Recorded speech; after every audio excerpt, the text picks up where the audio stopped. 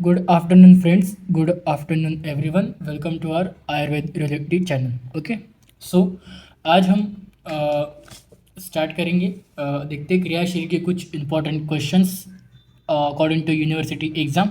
ठीक है, कि यूनिवर्सिटी के एग्ज़ाम के हिसाब से आपको कौन कौन से श्लोकास करना इंपॉर्टेंट है, वो श्लोकास आज हम देखेंगे श्लोकास सीरीज में। ठीक है, क्रियाशील। ठीक है, देखो, सबसे पहला चैप्टर है आयुर्वेद परिचय, जिससे आपको जिसमें क्या आपको श्लोक करने का है। दैट इज आयुष्मिन विद्यते अनेन वा आयुर्विद्यन्ति इति आयुर्वेद। ठीक है, ये श्लोक कंपलसरी लर्न करो। ठीक है, और नेक्स्ट लर्न करो श्लोक हिताहितम सुखम दुखम आयुस्तस्य हिताहितम मानंच तच्च यत्रुक्तम आयुर्वेद सह उच्यते। ये वाला श्लोक मस्ट कंपलसरी लर्न करो according to your university theory exam. ठीक है, और फिर नेक्स्ट श्लोक लर्न करो शरीरेन्द्रिय सत्वात्मा संयोगो धारी जीवितम नित्य के चांदो बंधश्च पर्यायु उच्यते। ये वाला श्लोक मस्ट कंपलसरी लर्न करना। नेक्स्ट आयुर्वेद का प्रयोजन, दैट इज प्रयोजनम चास्य स्वास्थ्य स्वास्थ्य रक्षणम आतुरस्य विकार प्रशमनंच। ठीक है, नेक्स्ट श्लोकास लर्न करो। दैट इज नेक्स्ट चैप्टर पे आ जाओ, शरीर क्रिया विज्ञान। ठीक है, इसमें का श्लोक याद लर्न करो। शीरे तथा शीरम वाला श्लोक याद करो। शरीर की व्युत्पत्ति व्याख्या याद करो शरीर की। तत्र शरीरम नाम चेतना दिशान भूतम पंच महाभूत विकार समुदायात्मकम संयोग वाही। ठीक है, फिर लर्न करो क्रिया का श्लोक, दैट इज प्रत्यादि कर्म चेष्टम उच्यते। ठीक है, फिर नेक्स्ट श्लोक लर्न करो प्रमुख क्रिया का श्लोक शरीरस्य उत्क्षेपण आवक्षेपण प्रसारण कुंचन श्लेत्मिका चेष्टा। ठीक है,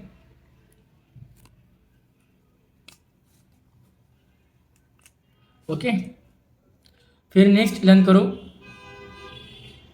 शारीर का शरीरम अधिकृत्य कृतम तंत्र शरीरम। फिर नेक्स्ट श्लोक लर्न करो शरीर दोष का वायुपित्त कवचोक्त शरीर दोष संग्रह। फिर लर्न करो मानस दोष का मानस पुनरुद्दिष्ट रजस्तमेव च।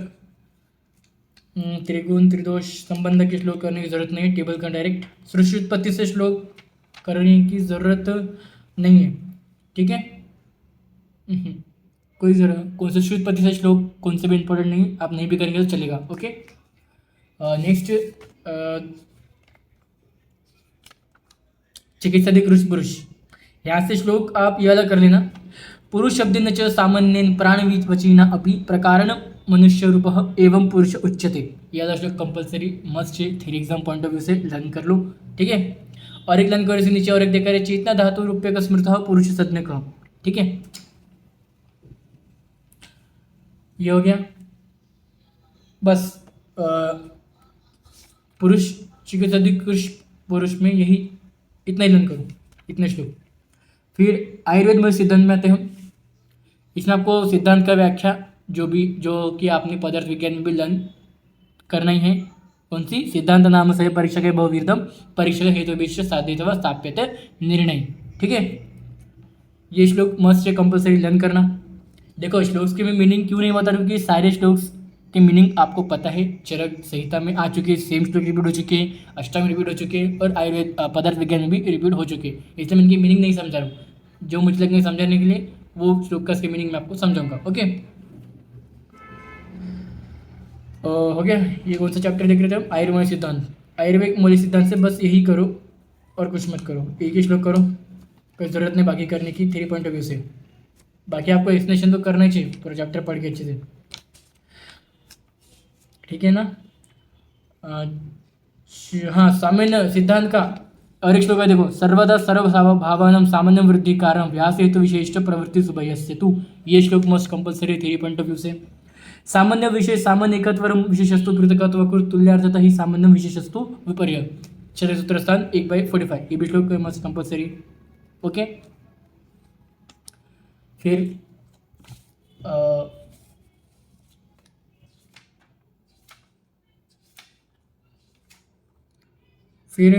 विपाक का श्लोक करो। जाठरेण अग्निना योग देती रसांतरम रसानाम पानम मानते सविपाक इति स्मृतः। और फिर विपाक के प्रकार का मत करो।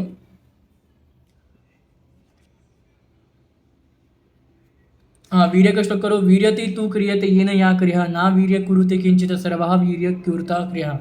ठीक है। फिर संबंध में कौन सा श्लोक करने की जरूरत नहीं है, डायरेक्ट टेबल आप शो कर सकते हो बनाकर संबंध में। स्त्रोत शरीर में सदस्य की व्याख्या मस्ट कंपल्सरी है, 2 व्याख्या करो, शुरू के 2 व्याख्या और एक व्याख्या ये कंपल्सरी करना, यदि व्याख्या यदि मूलात खादंतरम देह प्रसृतम तो बाह्यत श्रुतस्थिति विज्ञेय स्थिराधम निवर्जितम, यदि व्याख्या कंपल्सरी है, लर्न करके रखो। और फिर सोचस की संख्या नहीं। ठीक है। अब हम आते हैं दोष चैप्टर पे। सब लोग दोष चैप्टर ओपन करो। दोष चैप्टर में क्या बोले देखो, वायु पित्तम कफ शरीर दोष संग्रह, मतलब वात पित्त कफ ये 3 दोषों का संग्रह है। ठीक है। ये वाला श्लोक करो। फिर छोटे छोटे श्लोक है देखो, दोष का शरीर दूषणात दोष धातु धातुव धारणात मल मलिनीकरणात मलह, ये श्लोक भी करो। दोष गति का श्लोक मोस्ट इंपॉर्टेंट है, दैट इज क्षयस्थानंच वृद्धिश्च दोषाना त्रिविधा गति ऊर्ध्वश्च अध्यश्च तिर्यकश्च विघ्नेय त्रिविधा परा, मतलब क्या बोला है, दोषों की क्षय स्थान वृद्धि गति ऊर्ध्व अधव तिर्य गति कोष्ठ शाखा मर्मस्थि संधि गति।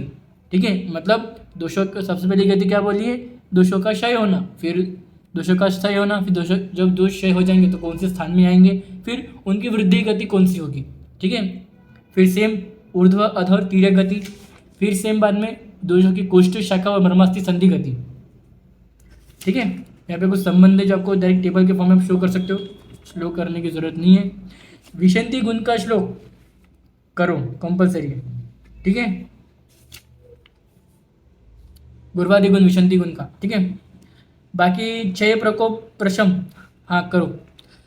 वात का करो, क्षय प्रकोप प्रशम का श्लोक करो, अष्टांग पित्त का भी करो सेम, और कफ का भी करो सेम, क्योंकि आपको इजी जाएगा जब आप अष्टांग पढ़ोगे 11-12 चैप्टर, तो आपको फिर वहाँ पर श्लोक रन करने की जरूरत नहीं पड़ेगी, यही श्लोक वहाँ पर देकर है। फिर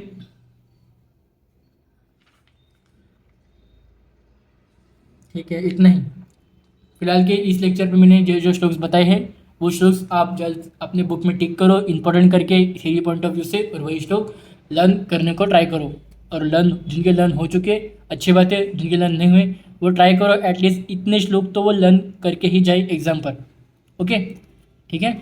सो थैंक यू।